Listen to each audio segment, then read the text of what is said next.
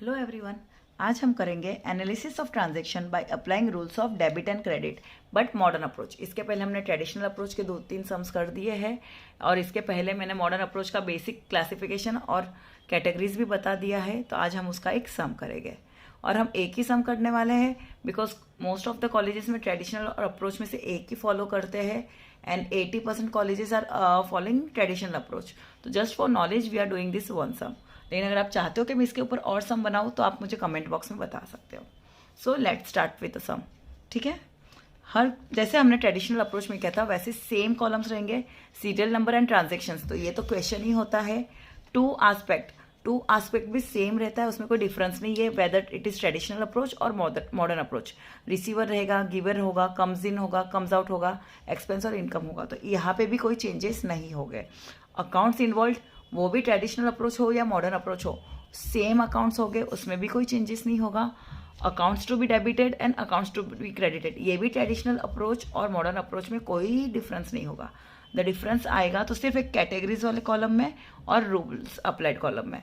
तो कैटेगरीज कौन सी होती है मॉडर्न अप्रोच में? 5 categories. Assets, expenses and losses, ये 2 हो गई।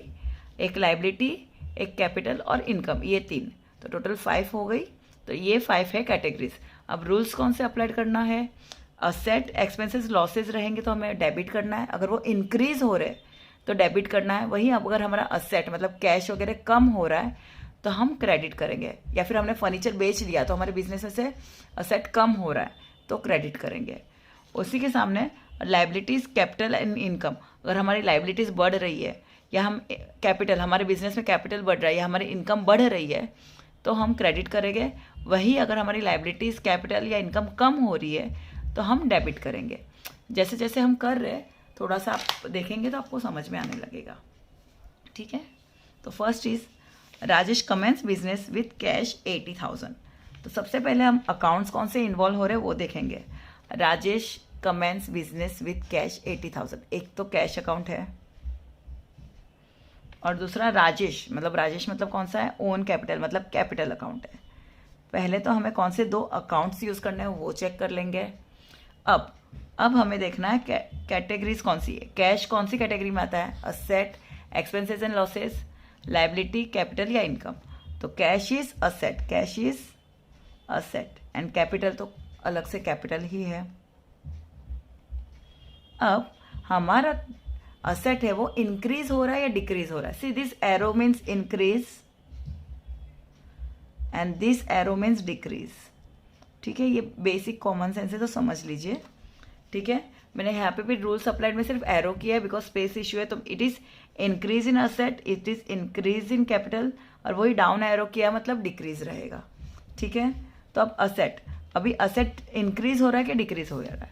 ये हमारा बिजनेस है और ये राजेश है। तो राजेश ने बिजनेस में कैश दिया है। तो जब कैश दिया उसके पहले 0 रुपीज़ था, अब दिया तो वो 0 से 80,000 रुपीज़ हो गया। मतलब कैश इंक्रीज हुआ, 0 से 80 हो गया है। तो ऑफकोर्स इंक्रीज हुआ है तो कैश इंक्रीज हुआ है। अगर कैश इंक्रीज हुआ है तो हमें कौन सा यूज़ करना है? डेबिट। तो हम इसे डेबिट करने वाले हैं। उसके सामने कैपिटल बिजनेस में इंक्रीज हो रहा है, डिक्रीज हो रहा है? बिजनेस में पहले अगर कैपिटल 1 भी रुपया नहीं लगाया था राजेश ने, अभी उसने 80,000 रुपीज़ लगाया है। मतलब बिजनेस में क्रेडिट कैपिटल भी बढ़ा है। इन्वेस्टमेंट जितना पहले था उससे बढ़ा है और पहले 1 भी रुपया नहीं था तो अभी 80,000 का इन्वेस्टमेंट किया है, कैपिटल भी बढ़ा है। तो अगर कैपिटल इंक्रीज होता है तो हमें क्या करना है? क्रेडिट करना है। तो हम कैपिटल को क्या करेंगे? ये भी इंक्रीज हुआ है और इसे हम क्रेडिट करेंगे। तो cash comes in, proprietor is the giver, यहाँ पे कोई चेंजेस नहीं होने वाले। 2 अकाउंट यूज कौन से हो रहे हैं? Cash account and capital account. Categories कौन सी है? Cash is asset and capital is capital account. Rules कौन सा अप्लाइड होगा? इंक्रीज इन असेट और यहाँ पे increase in capital. So cash account debit and capital account credit. Now दूसरा देखते हैं। Paid telephone bill office 5,000। अब इसमें कौन से 2 अकाउंट दिख रहे हैं? Paid telephone bill, telephone charges एक हो सकता है, टेलीफोन चार्जेस और दूसरा है कैश में पे किया होगा तो डेट इज कैश। ठीक है, मोस्टली सारे नॉमिनल अकाउंट जो होते हैं, जो हमारे डेली बेसिस के खर्चे होते हैं, पेड मतलब पे किया तो वो कैश होगा। अब टेलीफोन चार्जेस क्या होता है हमारा, asset, expenses losses, liabilities, capital या इनकम। तो हमने पे किया है तो ये हमारा एक एक्सपेंस है। क्या है हमारा, एक्सपेंसेस है।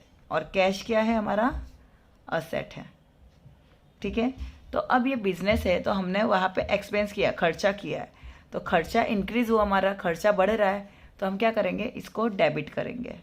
और हमारे पास 80,000 रुपीज़ थे तो उसमें से हमने 5,000 का तो कैश पेमेंट किया है, 5,000 टेलीफोन बिल का भरा है, तो हमारा कैश कम हो गया है।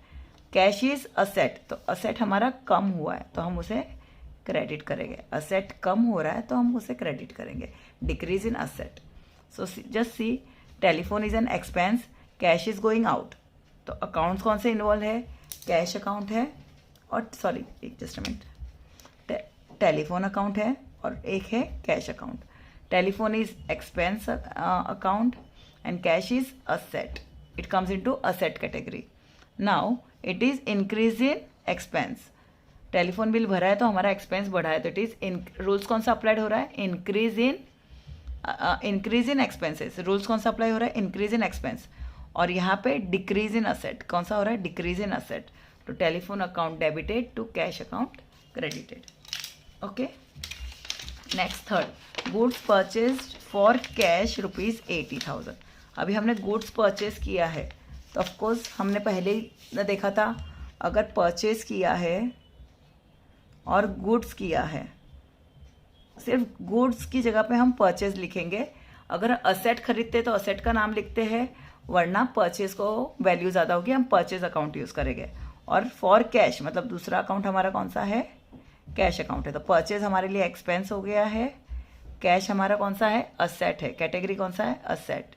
तो सेम ऑफकोर्स हमने खर्चा किया मतलब इंक्रीज इन एक्सपेंसेस। अगर हमारा इंक्रीज इन एक्सपेंसेस है, increase in expenses and expenses बढ़ रहा है तो क्या करना है, डेबिट। और अगर हमारा 75,000 रुपीज़ था उसमें से हमने और क्या किया है, 8,000 का खर्चा किया, तो हमने 8,000, हमारा कैश कम होगा, कैश कम होगा, माइनस होगा ना, जितना पैसा था उसमें से यूज़ कर रहे हैं। तो डिक्रीज इन असेट, असेट क्या हो रहा है, कम हो रहा है, हमारा कैश कम हो रहा है। तो अगर डिक्रीज इन असेट है तो क्रेडिट किया जाता है, तो इसको हम डिक्रीज इन असेट कहेंगे और उसे क्रेडिट करेंगे। तो how you will write, purchase is an expense and cash is going out, cash goes out. दो फोटो अकाउंट्स कौन से इन्वॉल्व है, purchase account and cash account. Purchase is expense category and cash is asset category. Okay, this is rules applied, increase in expense और यहाँ पे decrease in asset. तो purchase account debit and cash account credit. Next is goods sold to Manoj worth 6,000। Now ये हमारा business है और ये मनोज है, ठीक है। तो हमने इनको गुड्स सोल्ड किए, ठीक है। तो उसने sold goods to Manoj worth 6,000। Now ये हमारा बिजनेस है, जस्ट अ मिनट, ये हमारा बिजनेस है और एक ये मनोज है। तो हमने इनको गुड्स दिया है, हमने गुड्स दिया है, उसने रिसीव किया है, तो Manoj is the receiver. Okay, and sales is an income, क्योंकि पैसा मिला नहीं है, देयर इज नथिंग, पैसा आया है बट आज नहीं तो कल वो पैसा देगा। तो मनोज इज रिसीवर। और दूसरा क्या बोल सकते हैं इसको हम, डेटर वर्ड, कि मतलब आज नहीं तो कल वो हमें पैसा देगा, ठीक है। अगर आपको ये कन्फ्यूजन होता है कि मनोज कौन सा अकाउंट है तो इसके पहले क्लासिफिकेशन देख लीजिए। मनोज इज डेटर, और डेटर किस में आता है, असेट्स में। डेटर किस में आता है, असेट्स में। ये पर्सनल अकाउंट का रूल यहाँ पे नहीं है, यहाँ पे ये असेट में आएगा, नहीं तो क्योंकि हमें फ्यूचर में पैसा मिलने वाला है उससे। असेट क्या होता है, फ्यूचर में जहाँ से पैसे आने वाले हैं, और लाइबिलिटीज़ में फ्यूचर में हमें जिनको पे करना बाकी है, ठीक है। तो Manoj is asset for us and sales is an income. अब इनकम तो ऑफकोर्स हमारा इनकम बढ़ा है, अगर इनकम बढ़ता है तो क्या करना है, क्रेडिट करना है, तो इसे क्रेडिट करना है, वो देख लीजिए। अब मनोज असेट है, मतलब ये देखिए हमारे पास, एक मिनट, ये मैंने कैलकुलेशन नहीं किया है, जस्ट अ मिनट, 67,000 ये हो गया था। अब वो हमें फ्यूचर में पैसा देने वाला है, कितने पैसे देने वाला है, हमने उसको कितने का गुड्स बेचा है, 6,000 का, तो फ्यूचर में वो हमें पैसा देगा। तो हमारा असेट बढ़ रहा है, फ्यूचर में वो हमें पैसा देने वाला है, तो ये वापस हमारा 73,000 हो जाएगा। क्योंकि पैसा आने वाला है, फ्यूचर में पैसा आने वाला है, तो हमारा असेट बढ़ने वाला है। ठीक है, तो इंक्रीज इन असेट कहेंगे उसे, दैट इज डेबिट। तो हम मनोज को डेबिट करेंगे, he is a debtor and that means increase in asset. ठीक है, जब तक आपको क्लासिफिकेशन नहीं पता होगा इसीलिए तो आप ये सॉल्व नहीं कर पाओगे। ठीक है, तो Manoj is what we will write, Manoj is the receiver, sales is an income. इसमें अकाउंट्स यूजर है Manoj and sales. Manoj is asset for us because he is a debtor, sales is an income. Okay, यहाँ पे इंक्रीज इन असेट है इसलिए हम debit करेंगे मनोज को, and यहाँ पे इंक्रीज इन रेवेन्यू है इसलिए क्रेडिट करेंगे। इंक्रीज इन रेवेन्यू क्रेडिट करना है, इंक्रीज इन असेट डेबिट करना है। ठीक है, next is purchase machinery from Suresh on credit. Now यहाँ पे परचेज लिखेंगे या मशीनरी लिखेंगे, मशीनरी लिखेंगे बिकॉज हमने असेट खरीदा है। सिर्फ गुड्स के लिए परचेज या सेल्स वर्ड यूज़ किया जाता है, बाकी अगर असेट खरीदा तो असेट का नाम लिखना है, और दूसरा वर्ड है सुरेश। ठीक है, मशीनरी क्या है, हमारा असेट है, और सुरेश से हमने खरीदा है और उसको पैसा हमने दिया नहीं अभी तक, तो वो हमारे लिए क्रेडिटर हो गया। और क्रेडिटर्स किस में आता है, लायबिलिटी, हमें उसको पैसा चुकाना है, मतलब एक जिम्मेदारी है। जिम्मेदारी को क्या कहा जाता है, लायबिलिटीज़ में, मतलब अभी हमें पैसे चुकाने बाकी है। तो हमने अगर मशीनरी खरीदी तो हमारा असेट भी बढ़ गया है, इंक्रीज इन असेट हुआ है, बट हमें पैसा देना बाकी है तो हमारी जिम्मेदारी भी बढ़ गई है, तो इंक्रीज इन लायबिलिटी हुआ है। ओके, तो मशीनरी इज एन असेट। ठीक है, सुरेश इज क्रेडिटर, फिलहाल मैंने लिखा है आपके बताने के लिए। मशीनरी अकाउंट यूज़ करेंगे, सुरेश अकाउंट यूज़ करेंगे। Machinery is asset and Suresh is liability for us because हमें पैसा पे करना है। इंक्रीज इन असेट हुआ है, इंक्रीज इन लायबिलिटीज़ हुआ है, मशीनरी अकाउंट डेबिट और Suresh account credit. Last is received rent ₹2,500। Okay, पैसा मिला है, अगर पैसा आ रहा है, कैश आ रहा है मतलब कैश इज असेट, और हमारे पास पैसे आ रहे हैं मतलब इंक्रीज इन असेट हुआ है, हमारे पास पैसे आ रहे हैं तो हमारा असेट इंक्रीज हुआ है।